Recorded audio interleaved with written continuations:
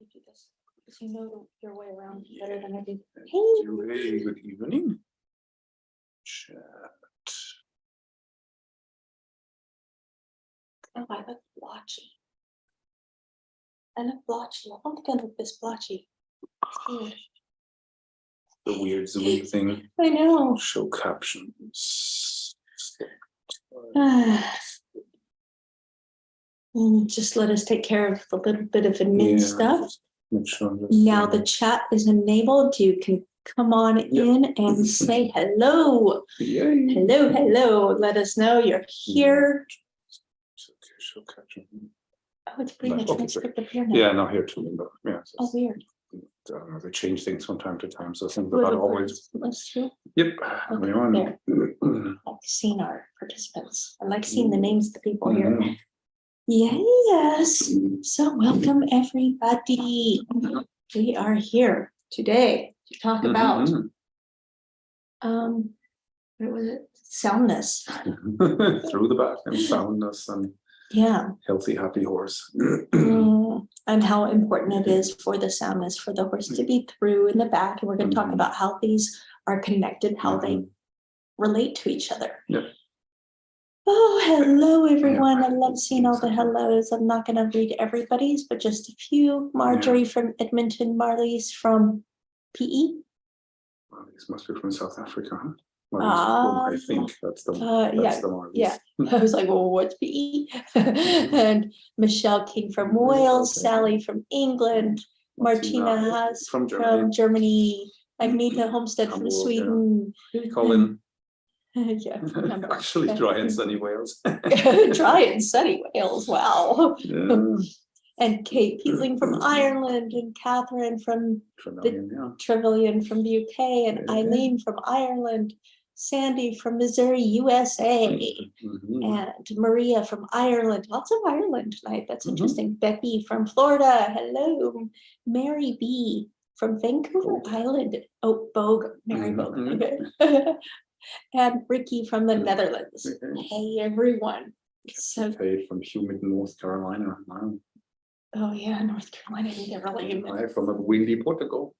Yeah, it's been really windy here. Strangely. Yeah, it was. Yeah.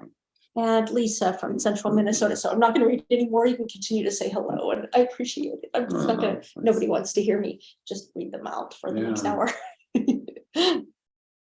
Maybe somebody does. Yeah. So but let's get down to it. Let's talk about our topic. Yeah, we'll do a series of chats this week. Yep. Every day, like 4 days in a row, all around through the back. To commemorate the opening of our brand new beta through the back course. So we're going to have some conversations about this, but I'm going to go ahead right now and drop the link for you here. You have to. I know. I have to also post it everywhere else. There we go. Okay, here's the link if you want to check out the course. We start on Friday with this brand new course. And so today is a little preview on what you're gonna get in the course. Yeah, we were thinking that this would be a good topic because I think a lot of people have different ideas of what through the back is or means, and it's something that people struggle with, of course. I mean, I used to struggle with that for a long time. So we want to initiate a conversation, and then we have our course where we explain what it is, how you get it, how you keep it, and so on. And about 20 years ago or so, to get it, how you keep. I'm trying to take care of something. Yeah, that was. Yeah, so about 20 years ago, in the US at least, whole cool was so popular, and then a very widespread opinion was that a horse can't be through the back unless the nose is behind the vertical line. So that was like the one and only criterion. And of course, that's not true. It's too simplistic to look at just a single body part. Even the people who say, well, pole has to be the highest point, the nose has to be in front of the vertical, and so on, only have part of the story. It's more than that. It's not the whole thing, right? You have to look at the entire body, how the hind legs are moving, how much they engage, how much they flex, how much they push, and how that pushing impulse of the hind legs gets transmitted from, you know, the hind legs to the pelvis, to the lumbar spine, the thoracic spine, and so on and so forth, until it arrives at the skull of the horse. And it doesn't really matter if you ride with a bit or if you ride with a bitless bridle. If you have a bit, then, you know, you receive that impulse of the hind leg through the lower jaw of the horse. If you ride with a bitless bridle, you will receive it through the nose, the bridge of the nose of the horse. But it's basically the same thing, right?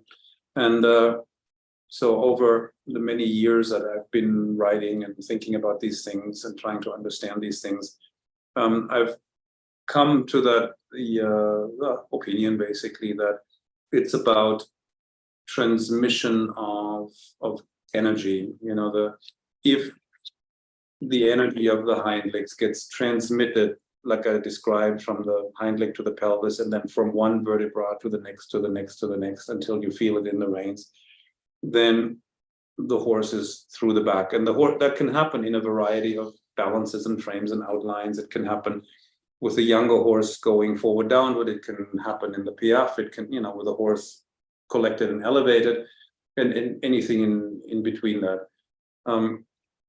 The trick is, or the challenge is, to overcome conformational shortcomings, mistakes that were made in training, bad habits, where the energy transmission breaks down because there is maybe a muscle blockage.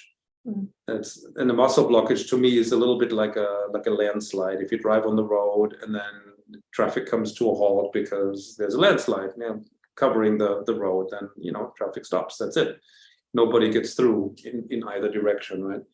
And the other way in which the energy transmission can break down is if you have an energy leak. So in the horse's case, it would be a false bend.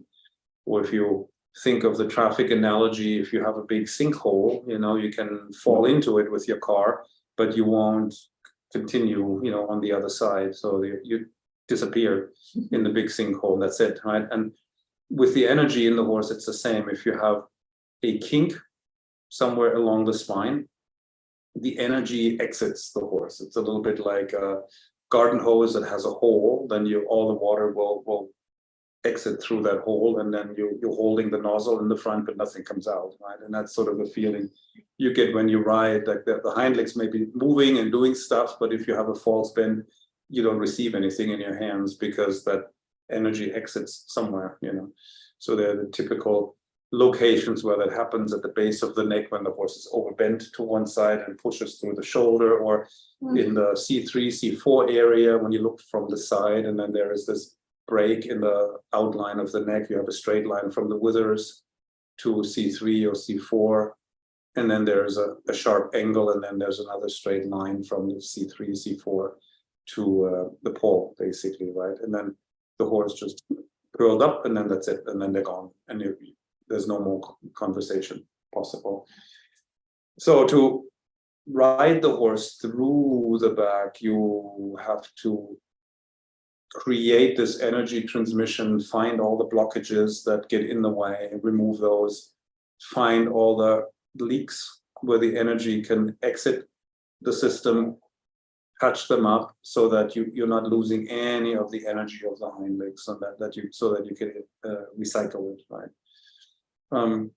And when you have that energy circuit from the hind legs through the spine to the reins, and then back through the rein seat to the hind legs, and so on, the horse can move in balance, and it can move almost like a perpetual mobile, where no energy is lost because there's no friction and there is no leakage of the energy, which means at that point you don't have to drive, but the horse kind of sustains himself. You know, it just goes, and you just sit there and you monitor and you administrate, so to speak. You just guide and direct, but the horse is the one who does the work, and you're the one who's just, you know, keeping an eye on things, basically.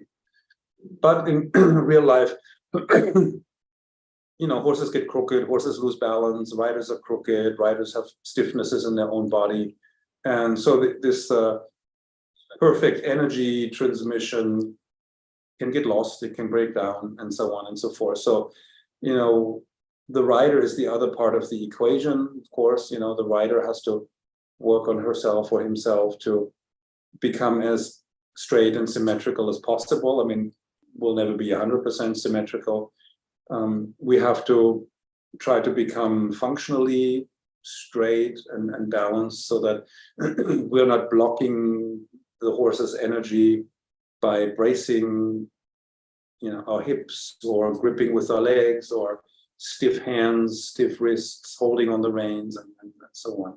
And so there's always the two sides of the coin, the horse, the rider, and both of them have to move together in a certain balance and have to achieve a certain functional straightness so that the energy can flow from one end of the system to the other and back, and from one side to the other. And the side effect of that nice energy transmission is that all movements become round and effortless and soft and elastic and springy. All the joints of the horse move, open and close, and flex and extend elastically, right? The horse uses the ground a little bit like a trampoline. So there's a bounciness to it, there's a softness, there's a roundness in the movement of the hind legs. When you look at the horse that's going well, the hind legs make these almost circular movements, and the front legs are like the spokes of a wheel. The impact of the legs on the ground is very soft, it's minimal, right? The footfalls are very quiet. And the back is part of the shock absorbing system for the horse when it's working well. And of course, the hind legs are part of the shock absorbing system. But if that energy transmission breaks down because there are muscle blockages, energy leakages, maybe the horse is crooked, maybe the horse leans somewhere, falls on the forehand, then the horse has to start bracing in order not to fall down, right? When the horse loses balance, he braces. It's just like the rider. When you lose your balance in the saddle, you have to hang on, otherwise you fall off. Somewhere. Yeah, exactly, and that's instinctive, right? You can't even help it. It's automatic. So, and once the horse loses balance, gets crooked, often the very first thing that locks up is the back, right? That's the center of the whole movement system of the horse. All energies have to travel through that, all the rider's aids have to go through there. That's where the rider sits, right in the middle of the back, right? It's like a big crossroads in a small town where all the roads meet, right? And if that traffic light somehow breaks down, then you have chaos, And when the horse's back locks up, then you have usually also blockages in the underneck and the pole and the hind legs, and it's contagious, right? This stiffness, and so the energy doesn't go through. The back doesn't function as a shock absorber. Suddenly, the movement of the horse doesn't look round and fluid anymore, but it looks stabby and hard. Mm-hmm. You feel it when you're on the horse's back. It's hard to sit. It's unpleasant. Hurts your back. You bounce, maybe.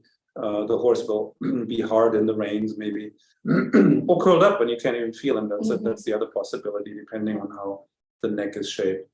And some horses go between one extreme and the other. Yeah, they'll go above the bit and be braced, and then all of a sudden curl up, and you have nothing there. Yeah, exactly. Yeah. So then the gait becomes hard and unelastic. No more shock absorption, which means now there's a lot of wear and tear on the joints. If the horse stabs the ground and hits the ground hard and it's loud, you can hear it, and it hurts your back, and you feel it all the way to your skull. Sometimes when they're really hard, it's like you get a concussion every stride, and so that's not healthy for the horse's joints, that or the rider. Or the rider. It's not good for the rider's back. It's not good for the horse's back and legs. If they're locked up enough in the back, and if the back is dropped enough, long enough, then they can develop kissing spines. Mm-hmm. Otherwise, the hard, stiff movement without shock absorption can lead to spavin and to ring bone, and also tendon injuries. So you can Hawk injuries. yeah, exactly. Spavin, okay. And yeah, so stiff, unbalanced, crooked movement is Wind puffs. unhealthy. Yeah, wind puffs definitely. That's another consequence of bad timing of the aids, but also crookedness and the joints not flexing the muscles, not supporting the joints so that they can flex. exactly. So that's maybe the most important reason why we want to have our horses balanced and straight and through the back and so on, so that the riding doesn't have negative consequences for the horse's soundness, and the horses can stay healthy and sound into their old age.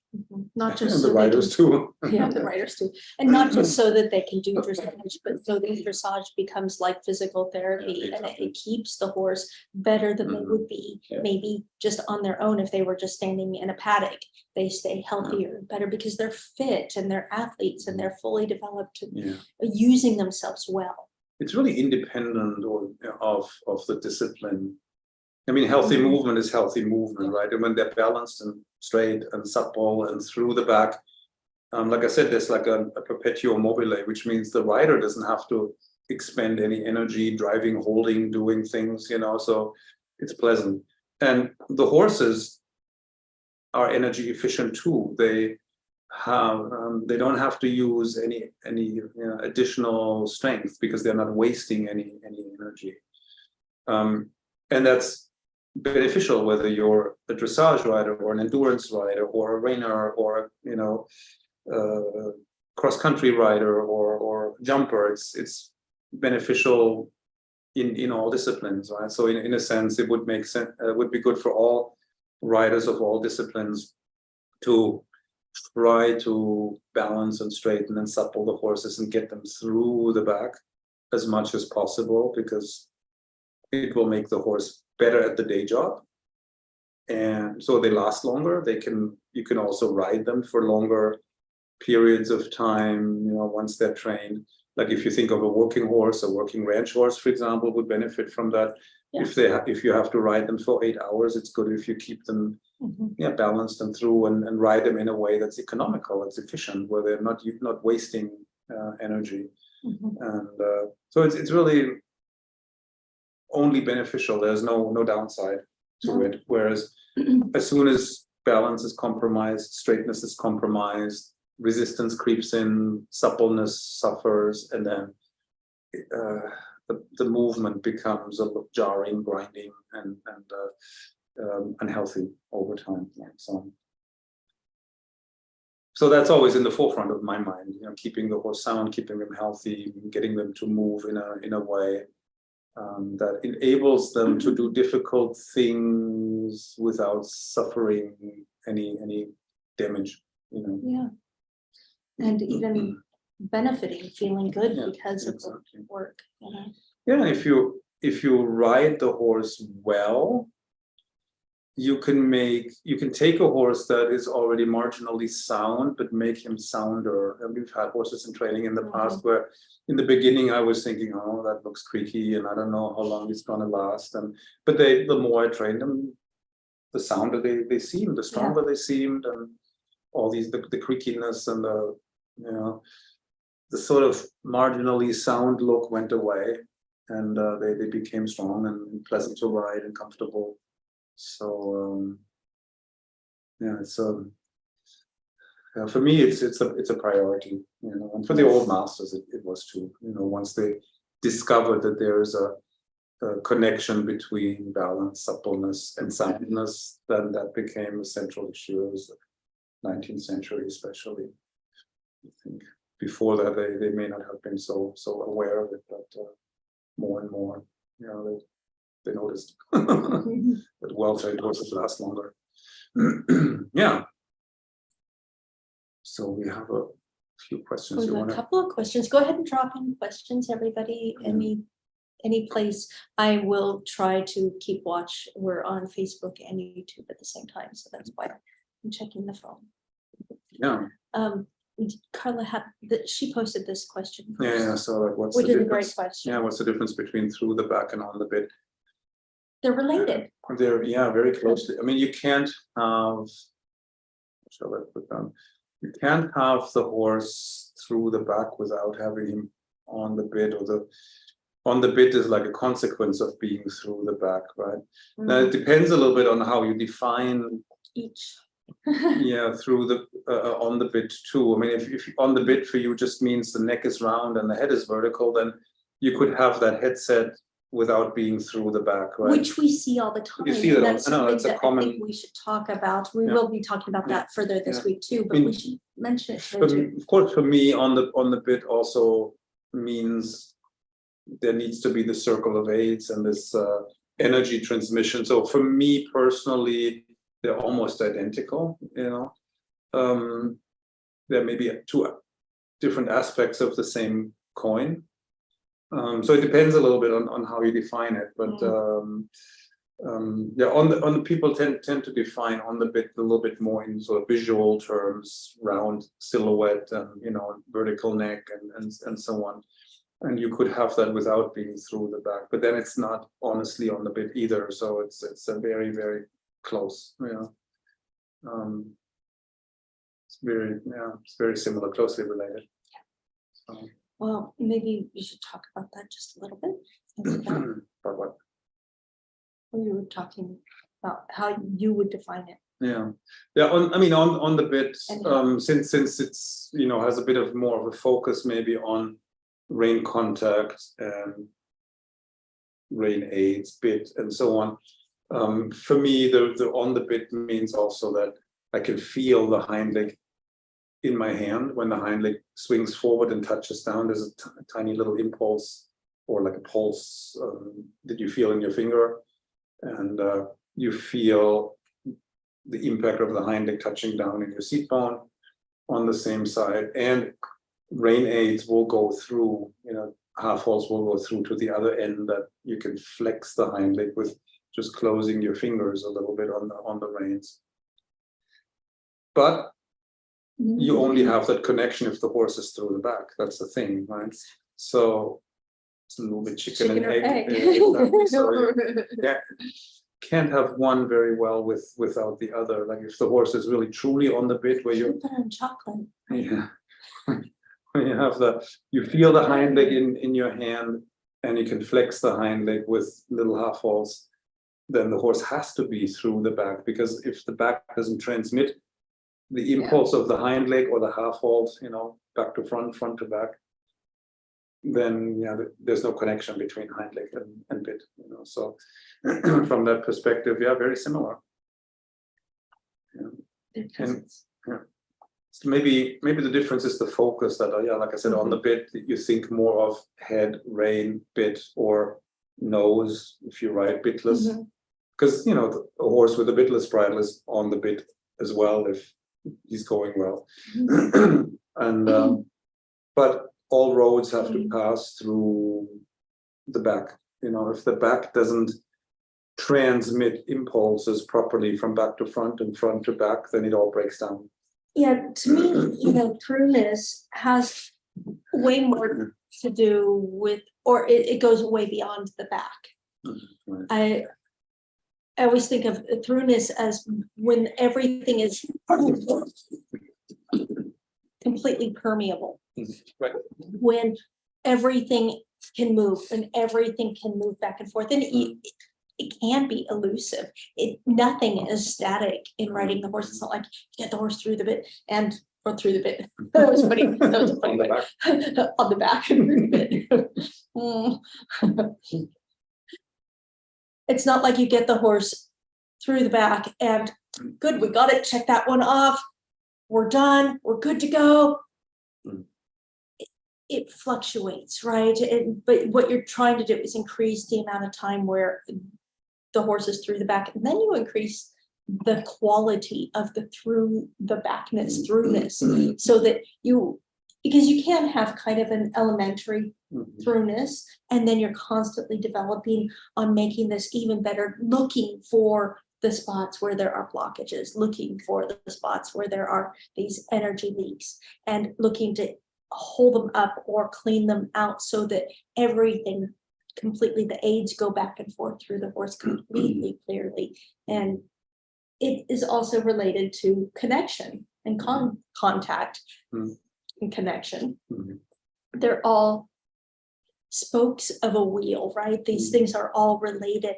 You can't fully separate one from the others, because that would be like riding the horse and only riding the left front leg and not riding the rest of the horse. You know, you can't do that. You need to ride the horse as a whole complete system. And same thing, the training is a whole complete system, that sort of straightness and throughness through the backness and contact and connection, and the horse being on the bit, all of these things and all the other elements, they all work together and they all influence each other.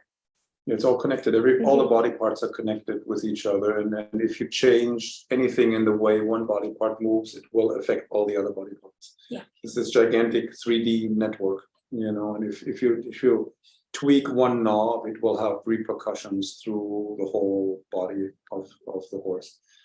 And Shana was talking about permeability and stuff. Like there's a German term, Durchlässigkeit. He says it better than me. I was going to say it, then I just skipped it. I was like, no, I'll just stick to permeability. Yeah, Durchlässigkeit is the translation of permeability. And the horse can own, and permeability really means the energy flows back to front, front to back, left to right, right to left, from one part of the horse's body to any other part of the horse's body. You have all these multiple connections, right? And that's only possible with balance, straightness, suppleness, and this functional back, right? The back, you know, as the centerpiece of all the movements, where everything, all roads connect, every impulse, every energy impulse that goes anywhere in the horse has to pass through the back. You know, whether it's left to right or right to left, front to back, back to front, everything always has to pass through the, you know, thoracic spine, lumbar spine, and so on. And, you know, the intersection where the rider sits, basically. And that's also what makes the horse's back vulnerable, that the fact that we're sitting there with our body weight and whatever crookedness and tension and stiffness and blockages that we may have. But actually, as a little tangent, people always like to say that the mouth is the horse's most sensitive or most delicate body part, but I've always felt that it's the back, actually. I think the back is more susceptible to, I don't know, discomfort, bracing, tension, than the mouth. And yeah, with our body weight, you know, if we're not in sync, if we're not balanced, if we're bracing, if we're bouncing on the horse's back, that's very unpleasant, very uncomfortable for the horse. And that will immediately lead to bracing, contractions, you know. And when the back is tight, you'll feel it. There's probably tension in the underneck, then there's probably tension in the jaw and the paw, then there'll be tension in the hind legs, and it may all start in the middle, in the back, you know, or it may start in the hind leg and then emanate from the hind legs. Or pole, if the horse has a really jammed pole and underneck sticking out, then that blocks the back and the hind leg. So it can start from anywhere in the system, but it will reverberate throughout the whole system. Yeah. You know, so that's good and bad in a way, right? Because, you know, you can improve things from almost any point in the system if you know what you're doing, but you can also mess things up from any point in the system, and then you have these, you know, ripple effects going through the horse's body. Yeah.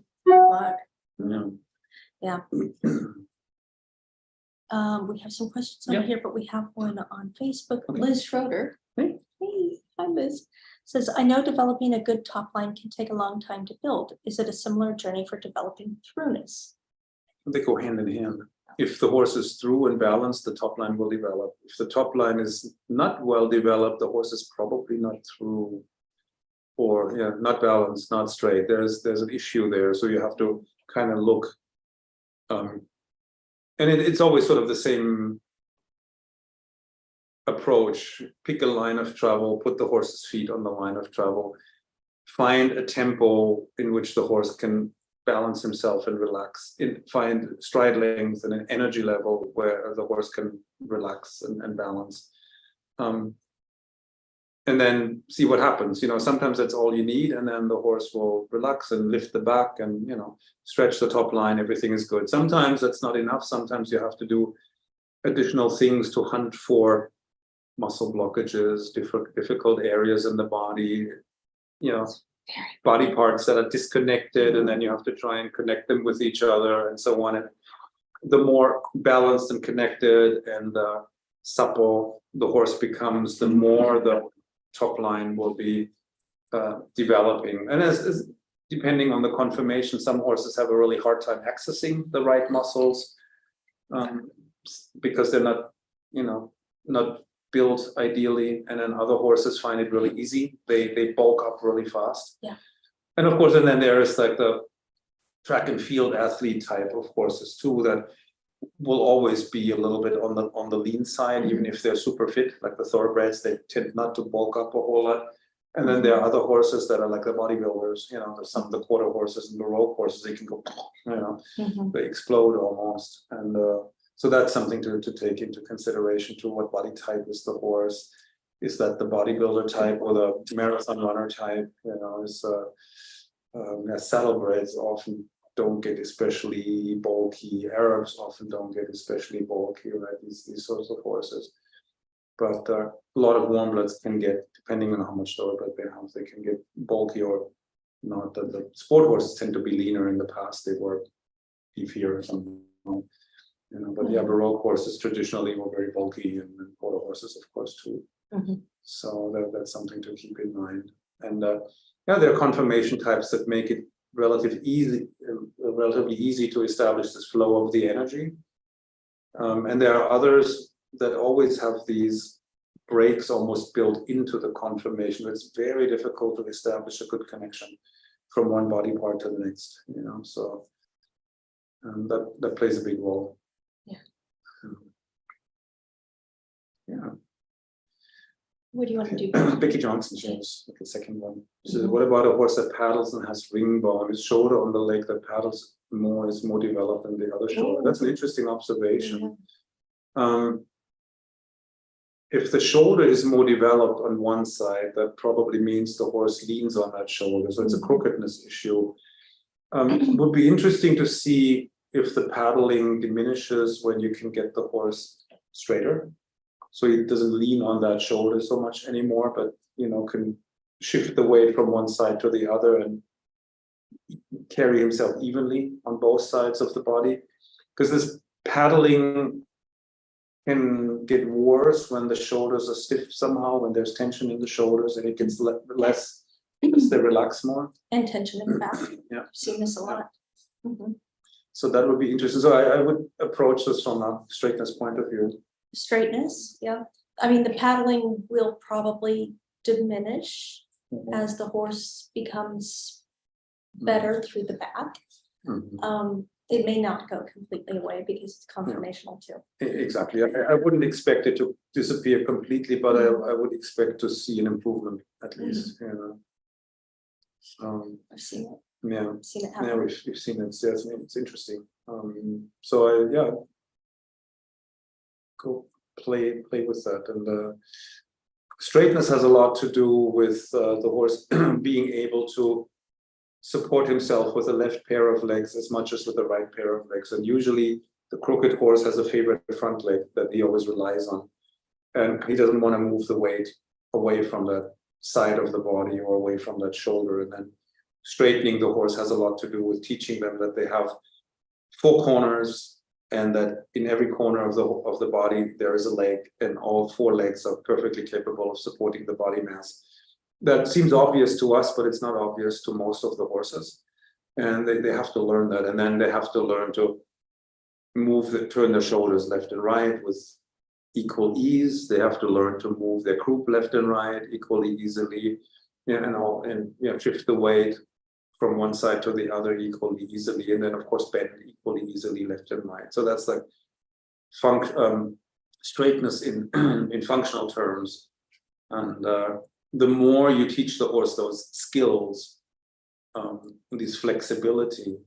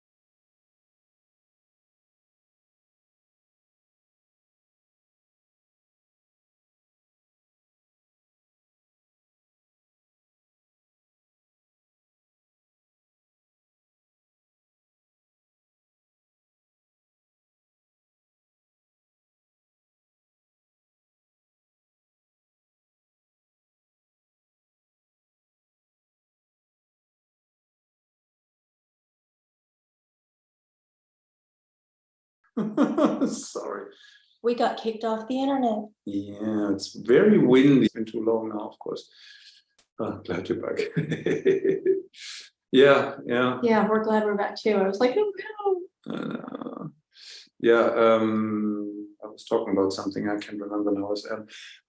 Also, actually, when we lose our internet, I think, oh yeah, the questions are gone now. I can not see the chat. Martina Hasse is the first one. Great, back again. Yeah. And Janet Henderson. Those are the only So two if you comments. posted a question and we have not answered it, please Yeah, repost please it. type it again, you know.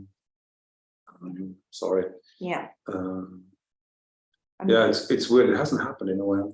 Crookedness and throughness, Laura Schillen. Yeah, you're right. Crookedness and what was I talking about?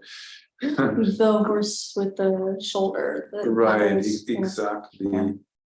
The horse with the shoulder. Yeah. So yeah, I'll explain a little bit of how I see straightness, right? This in functional terms, that the horses are, even though they're asymmetrical and we're asymmetrical, we have to find a way to turn the horse's shoulders equally easily left and right, move the hips equally easily left and right, bend left.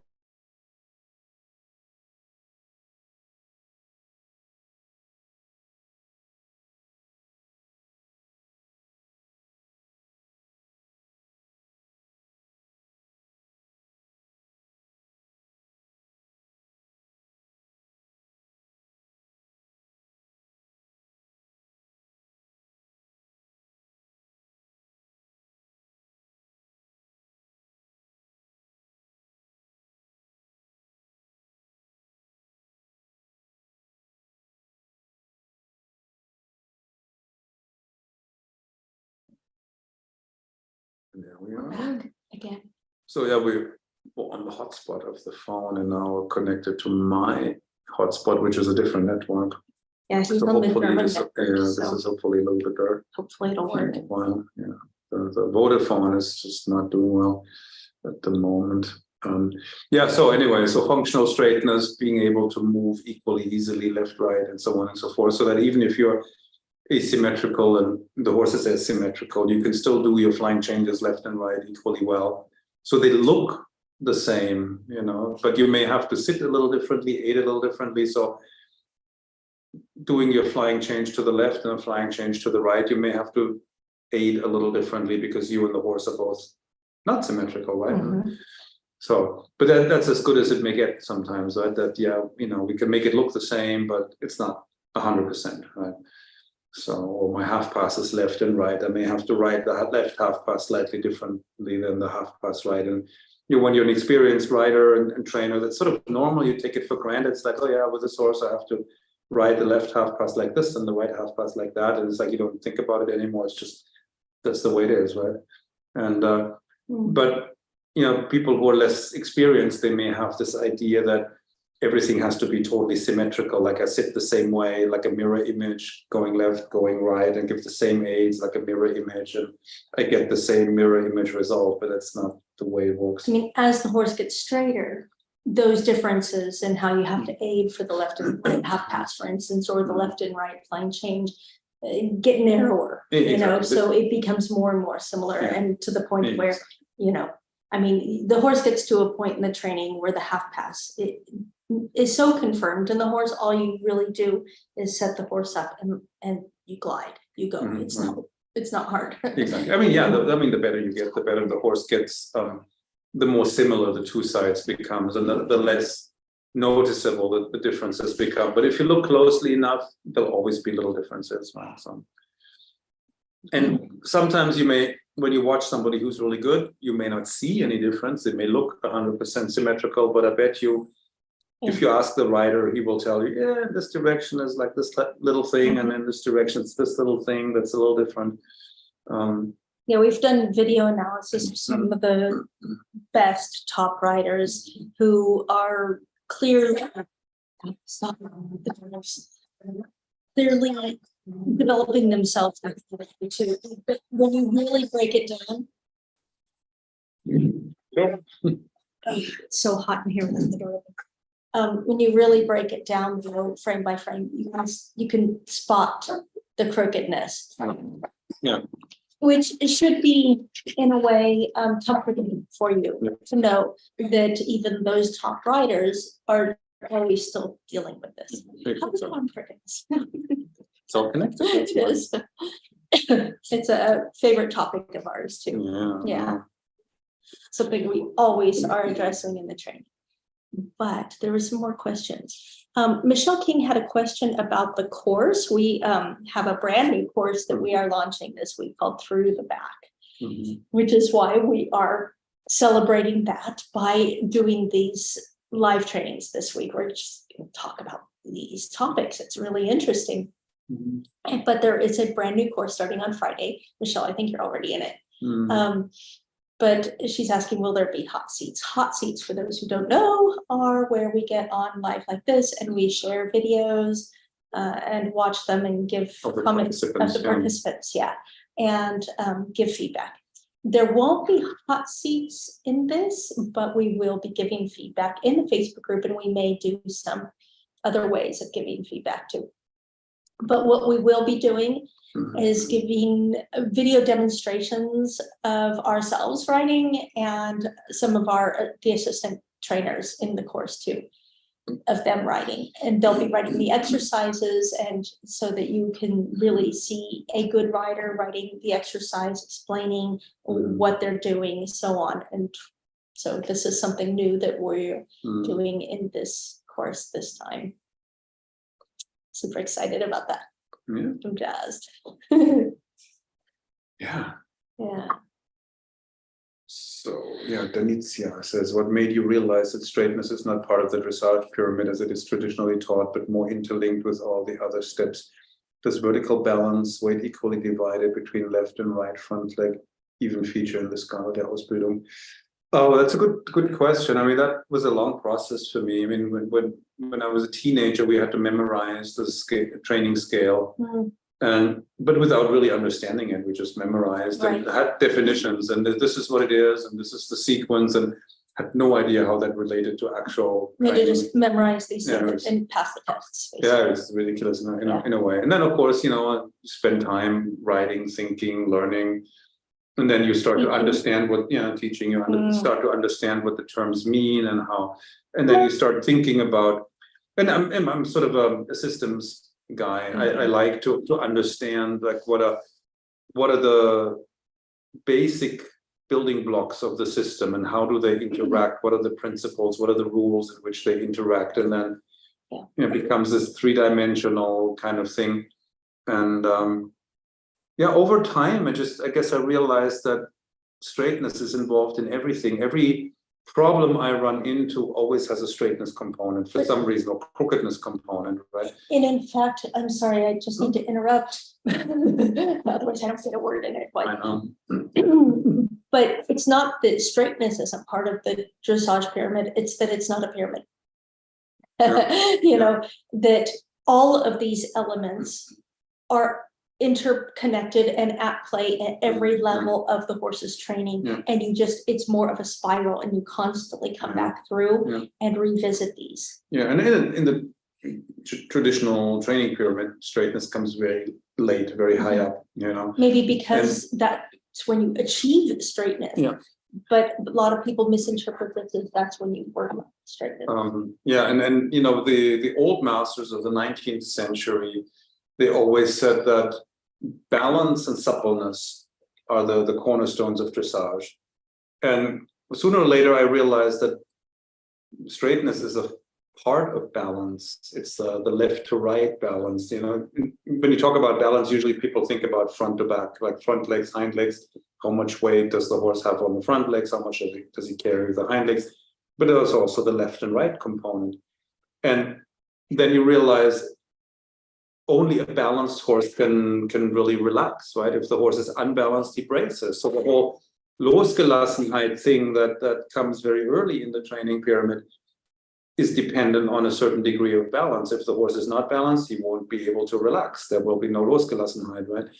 And if straightness is a part of balance, and balance is prerequisite for Losgelassenheit, that messes up the whole training pyramid, then all of a sudden it doesn't work anymore. Right, so then I realized straightness is a lot more fundamental, And of course, with all these concepts, there's a rudimentary like beginning of balance, straightness, suppleness, and then there's the refined finished product, right? And on a basic level, straightness really begins with the young horse learning to make a round circle at the lunge line in a steady tempo, or going in a straight line down the long side, for example. That's the beginning, right? And from there, then you develop it into this more sophisticated concept of being able to turn the shoulders left and right and yielding the haunches, you know. So that's the more advanced or finished product kind of stage of straightness. But it really begins very simple. Circles need to be round, straight lines need to be straight. The left legs of the horse need to be on the left side of the line that you visualize. The right legs need to be on the right side. The spine of the horse has to form a segment, right? That's the way you start, basically. And you start working on it really the first day you start lunging the green horse. That's not that they can do it perfectly, but you've got to start somewhere, and it's the goal that you work towards, right? And the rounder your circle becomes at the lunge line with a green horse, and the steadier the tempo becomes, the more the horse relaxes, the more he starts to bend, the more he makes a steady contact with a lunge line, and you see how things work together, and you see that training pyramid unfold, and you see, you know, how the elements of the training pyramid interact. But you know, straightness comes way earlier in real life than it comes in the theoretical, you know, structure. So yeah, so it was a process over years, thinking, observing, you know, playing with it. And then you know, at some point it was like, that's not really a good, you know, description of reality. That training pyramid, not totally wrong, but you know, it's not totally accurate either. So it's too one-dimensional, yeah. Really. And it's not, I mean, it's like this 3D network where everything is connected to everything else. It's not like rhythm, check, relaxation, check, rain contact, check. You don't go one by one, you know, one thing at a time, like a ladder. Check. Exactly, yeah. So it's all connected. If you improve the rhythm, you will improve relaxation and impulsion and throughness. Yes. You know, and if the horse loses the rhythm, he loses balance, then he loses the relaxation, and the rein contact gets messed up, and then there's no more collection or impulsion. It's like the house of cards that collapses. Yeah. Picture it, right? Yeah. Yeah. So it's a little bit more intricate or more complex than it's. It is. You know, then it looks at first sight. But this gives you a lot more flexibility in the training to look at it this way, because then you see how everything is connected and how everything impacts everything else. Yeah. It's a complex system with lots of moving parts that all affect each other and interact with each other. It's what makes it interesting, but it also makes it a little bit complicated sometimes. Yeah. But you're all smart people. Yeah. We have a couple questions here. Katarina Slade says, my horse had an injury as a fall to his left hip and left hind hoof. Used to be a bit lame, but now you can't tell he has a problem in walk and trot anymore, but struggles with canter. Can do nice trot, canter, and walk. Canter also leg yield both ways, but I can't get lengthening and shortening on the left rein. No problem on the right. Also can't do a good canter to walk. Any suggestions how to help him? Yeah, it's an interesting problem. So injuries lead to protective postures, and these protective postures stay even after the horse is healed and nothing hurts anymore. So on some level, he'll still be trying to protect that left side of his body. And I would assume that he probably made the left side the hollow side, right? Where he tries to keep the left hind leg a little off to the side, and he'd much rather work with the right side of the body, like the right shoulder supports the weight, the right hind leg is propulsion that pushes, which is probably why on the right rein you get a better lengthening, and on the left there is not much power there. So you have to teach him that he has two healthy legs on the left side of the body that can support the weight, and the left hind leg, he needs sometimes it's an issue of confidence that the horse doesn't trust it. Like, it used to hurt when I used to put weight on that hind leg, or when I used to push with that hind leg. And so he's afraid it might hurt again if he really uses it. And then you have to encourage him to step under the body with that left hind leg, support the weight, flex the hind leg, and then push with it. So there's exercises you can do to engage, flex a little, and push off. And so he learns to trust the hind leg, he learns to access it, and then you can develop the muscle. So it often starts with developing better body awareness. And then if there is this little fear issue, lack of confidence issue, then you have to teach him that it's gonna be okay, give it a try, you can do it. And then once he starts using the hind leg, nothing hurts, he doesn't collapse, it doesn't break off, he doesn't die, then gradually they become more confident, they use it more and more. And so they learn to function more like a normal horse, right? But it's a bit of a process to get the horse to learn to use that formerly injured leg again. So that's makes things more complicated. It's interesting. You should be able to make progress in that area, definitely. And with a little luck, you'll be able to get him to use the hind leg normally. I guess that's probably the core of the issue. He needs to learn to use the left hind leg like a horse that has never been injured. So, and that takes a while, but you can do it. Yeah, Martin says Paladin, my young Lucy, he's now 4.5 years old. He's getting the concept of lifting his back and engaging his abs, especially when I enlarge a little on a circle, or right slightly shorter for on the same. When he gets it right, he snorts. Sounds like a happy snort. Yeah, and I haven't heard it in any other context. Obviously, I also make a fuss and tell him he's doing well when he gets it right. He can only engage his abs for a short time at present. Yeah, maybe 5 to 10 minutes under just in walk. Yeah. And if I ask him to lengthen on the lunge, he gives me a few fantastic big uphill strides, but he can't maintain that for more than maybe 5 strides. And after a few iterations, he struggles to even give me a canter depart on a stiff rein. So I think he's tired. Yeah, absolutely. Yeah, that takes some strength. Yeah. So should I be happy we're planting the seed in his brain that he can move like this and it feels good, but wait for his body and especially his butt to develop, or should I be training this more?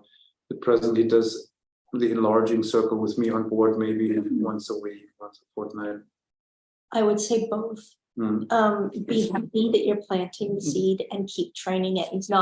He will get stronger if you keep developing it. You have to go to the point where he's having the difficulty. You don't keep going then, because at that point he's going to develop wrong muscle patterns because he'll be compensating. But you do need to go there. You need to keep pushing him slightly in a nice context out of his comfort zone, so that he will develop himself a little bit more each time. You'll see it develop incrementally. Yeah, work on it playfully. I mean, put him in the, balance him, straighten him, supple him as much as he can. 4.5 years, still a baby, basically. Yeah. Still very young. Really. But, help him discover his body and use his body correctly, be sensitive to signs of fatigue. Which she is. Yeah, exactly. She's really observant. Take breaks. When he starts to fade a little, take a break, and then That's you can true. You can try again. I mean, sometimes you walk on a long rein for a couple of circles, and then you can do one more. But when you feel like okay, he's peaked and he's fading, he's not. It's not getting better. Then just quit for the day. Yeah. The muscles will recuperate some if they're given a break. So a walk break, go do something loose and nice, go sightsee around the arena, something like that, and then come back to it. And you may find that he can do some more. And then if you come back to it and it's just, he's like struggling clearly, then you've reached the end for that day. Yeah, but if you work on it consistently, a little bit, it doesn't have to be super intense. You don't have to wear him out or exhaust him. No, you shouldn't. You don't want to do that. A little bit, regularly, consistently, a little bit. He will get stronger. You'll probably from week to week and month to month, you'll see that he can do more. He can last longer. He can give you better quality work and maintain it for longer and so on. So still, you have to be patient. I mean, you have to work on it too. Yeah. So those 5 strides Yeah. will become 7 strides, Right, and then exactly. 10 strides, and then a whole circle, and then Right. around the arena, and 2 circles, and around the arena, and so on, and he'll build. And then pretty soon you'll find you can do a smaller circle, and you just incrementally build upon what he can do by just edging that comfort zone a little bit each time that he feels strong. You know, you don't do it when he's not feeling strong, just like we don't push ourselves when we're not feeling strong. And That's how you build the strength. one of the big challenges in a way when you ride young horses to know that you're neither over facing them nor under facing, underwhelming them. If you don't challenge them at all, then they will never go anywhere. Then you'll have a 20-year-old green horse at some point, right? But if you push too much, they can break down mentally or physically, right? And so it's this balance that you, and there are times when you can ask for more, and then there are times when you have to back off and do less. It's not always the same. It's not this linear straight line, you know, from 0 to Grand Prix. It's like this up and down and around and detours and learning curve, and then plateaus, and then maybe you feel like we're getting a little worse, you know. And so that's, you know. And they're not robots, so you know they have an interest in some things and not other things, and that interest can change. They react to the environment, the weather, your mood, your energy level. All of these things play in.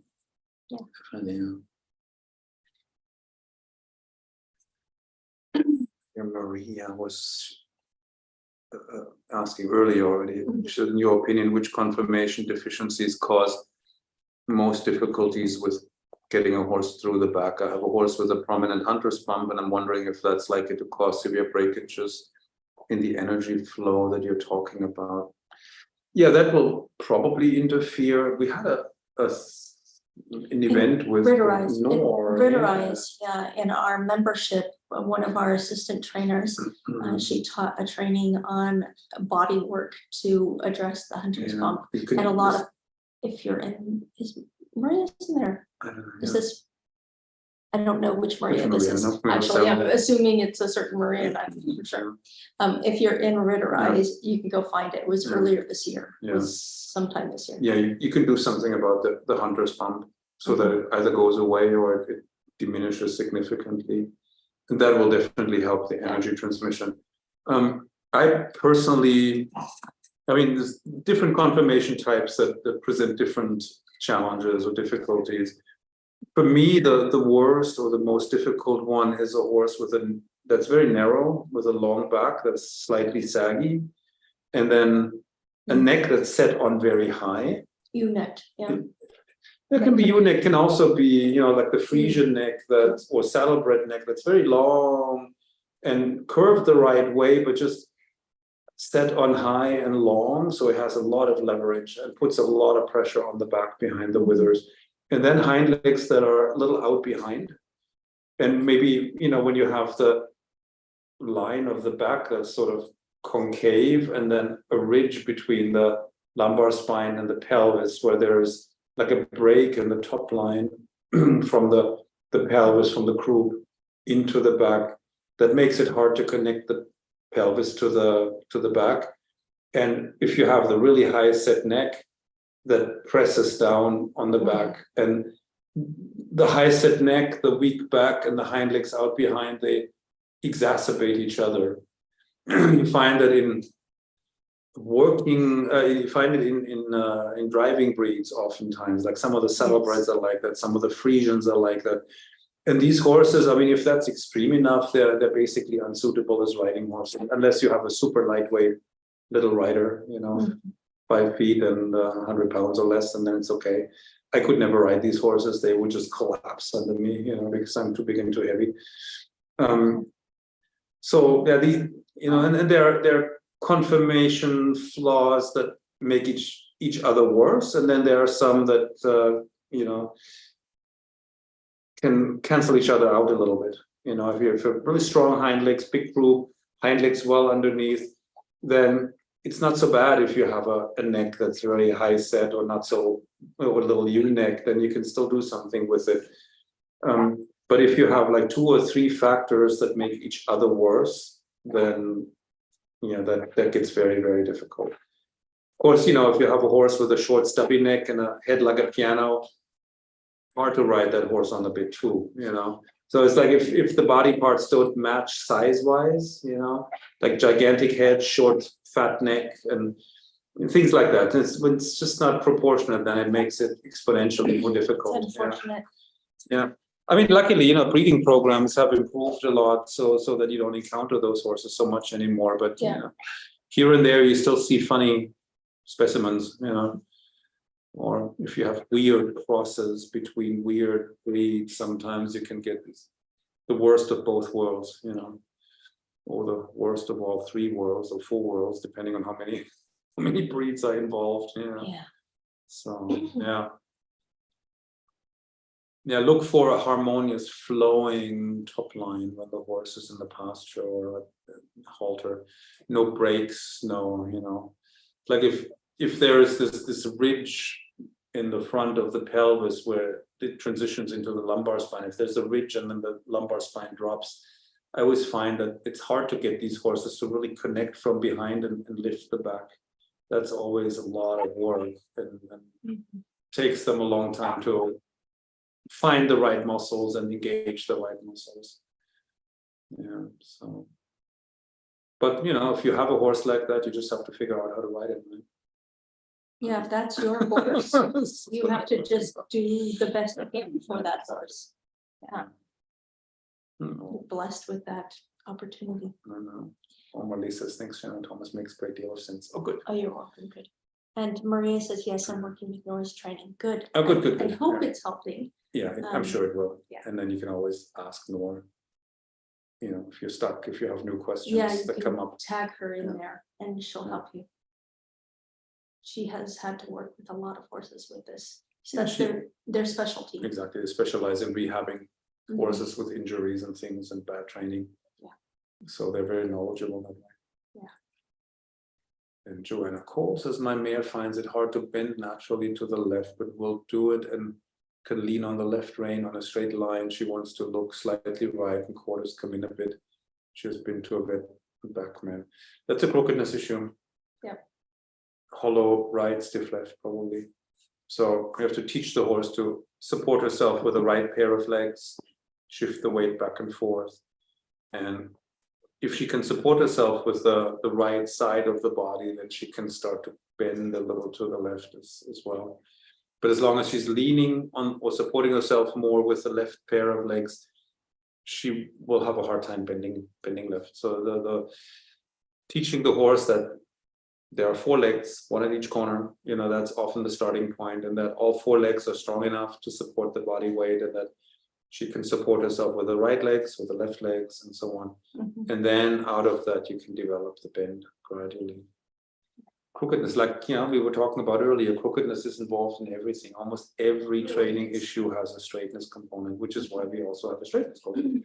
It's not completely open, but but that's why, because it's so integral. Yeah, it's so central. Straightness, crookedness is such a central issue. For horse and rider. It's involved in everything. Okay. Palmer, Leslie Beatrice.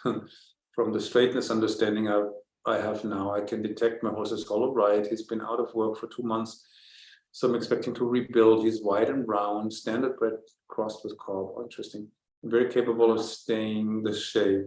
Question is, the saddle slips left over the left shoulder and then pushes me off balance. Okay. I try to stay in the middle of the horse and seem to be able to do this. So I'm sitting in the wrong place on the saddle. Not sure where this is coming from in my horse, but expect right hind pushing the saddle over. What do you suggest to try and maintain the saddle straightness? Well, we rebuild the strength and flexibility, mobility equally on both sides. This occurs on the ground, circling as well as in riding, but not horse riding. Yeah, crookedness issue, right? So what I find is that crookedness can lead to the saddle capsizing, sliding off to one side. Usually, I think there can be two reasons. Either the horse pushes one hip up, and that's typically the hip on the stiff side. So you slide down on the hollow side. Or the other possibility, maybe that's what's going on with your horse. is that the shoulder on the stiffer side drops so far down that it takes the saddle and the rider with it. So if you feel like you're sliding towards the stiffer side, and because the shoulder is so low, then that's probably what it is. So then you'd have to teach the horse to lift that dropped shoulder up, and that means transferring the weight to the other side. Shift the weight to the right shoulder. The other pair of legs, and then from the other, you can do it from one shoulder to the opposite shoulder, and then from that shoulder to the hind leg on that side. Easier than doing directly to the hind leg. The direct path is often difficult because horses will resist more, but from right front to left front or vice versa is a small step. They're less likely to object, and then once you have the weight on the front leg on the hollow side, you may be able to make another small step and move it into the hind leg on the hollow side. And what works well is if you're not trying to do it in a static way, like put the weight there and keep it there forever, but move it around, rock it, so the horse feels uncomfortable, when you put the weight into a leg that he's not used to using, but then go back to the leg that he likes, that he's used to. So when you rock the weight, left, right, front, back, and so on, the horse will spend some of the time supporting himself with the leg he likes, and then some of the time with a leg he doesn't like. But then he realizes, because you're rocking the weight, the uncomfortable moments don't last forever. So he'll be less resistant. But whereas if you try to trap the horse and force the horse to stay, support the weight with the uncomfortable leg for like the next half hour, then they're much more likely to get allergic and resistant and fight you on it. Whereas if it's just playful, move it here, move it there, and so on, then the horse feels, okay, this is not very comfortable, but I know it's not going to last very long, so I'll live, I'll survive. And then, then gradually, as you move the weight around, they experience that it's actually not so bad to have the weight on another leg, and then they become more coordinated, they become more balanced, they become stronger in the, so eventually it becomes not a big deal anymore, So try avoid being static and try to be dynamic and move, keep things on the move a lot, that over the years, over the decades, I found that that's a better strategy than trying to, you must be here, It's more about making it so that the movement can be pliable. Trade flexibility, basically. Yes. So I think that's it. Marley's just, she had to sign off. Leslie says, well, thank you so much for that insight. Haven't thought of left front, thought that was just a symptom. Playful will work with this horse. Try it out, hopefully it'll work. If it doesn't work, try something else.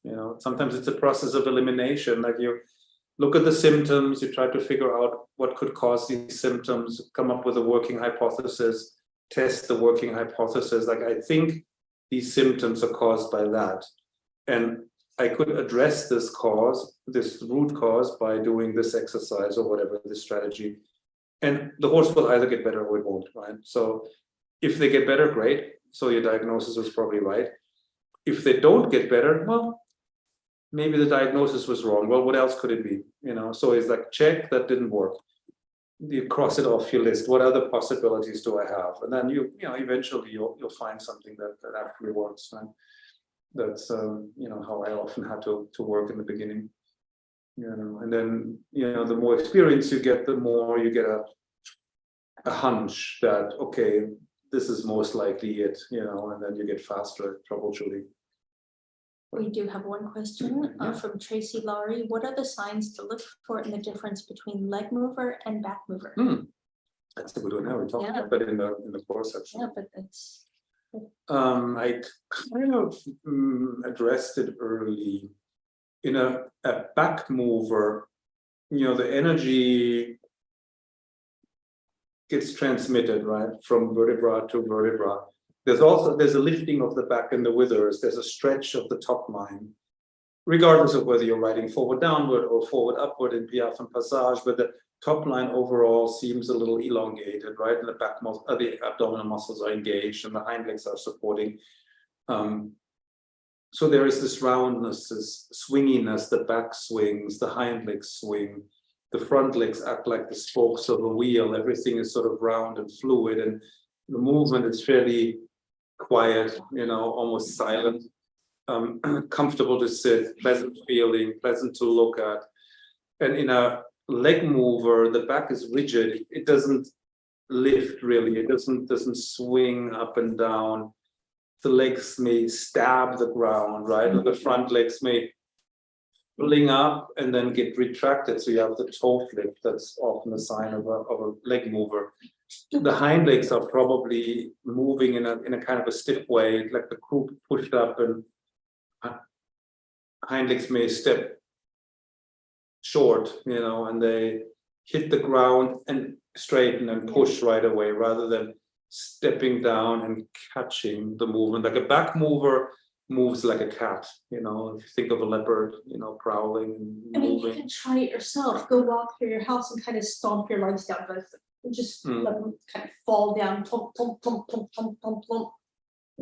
And then try to walk the same area, but do it very lightly. You'll notice you have to bend your joints more. You have to move actually more fluidly. You actually have to move your rib cage, which is something we talk about in this course. Yeah, the rib cage plays a big role for the horse and the rider. In the riders, that was a sort of a late discovery, thanks to Catherine the Feldenkrais. Because that nobody talks about rib cage, right? It's like except for collapsing. Sit up straight, don't move. But that creates this rigidness in the rib cage when you actually need to let the rib cage move in order to have a good, healthy movement in the spine. So hopefully that gives you a bit of a mental picture. Back mover versus leg mover. That's a distinction that came up in the 19th century in the German literature at some point. And it's a good and important distinction to make. Yes. We'll talk about that in the course too. Yeah, because it's very relevant. So, I just popped in here a few minutes ago the link to the course again. The course starts on Friday. If you'd like to join us, we'd love to have you in there. Even if you're not sure, just go ahead and take a look at the link and you can check it out and read about it on there. If you have any questions, let us know. You can email us. We will be doing these live trainings every day this week, Monday through Thursday. This week, same time on a slightly different topic each time on Throughness continuum. Shedding light on a different aspect of it. Yes. So thank you everybody for showing up, for asking great questions, and making this a really interesting evening. Thank you, and hopefully we'll see you tomorrow. Bye. Bye.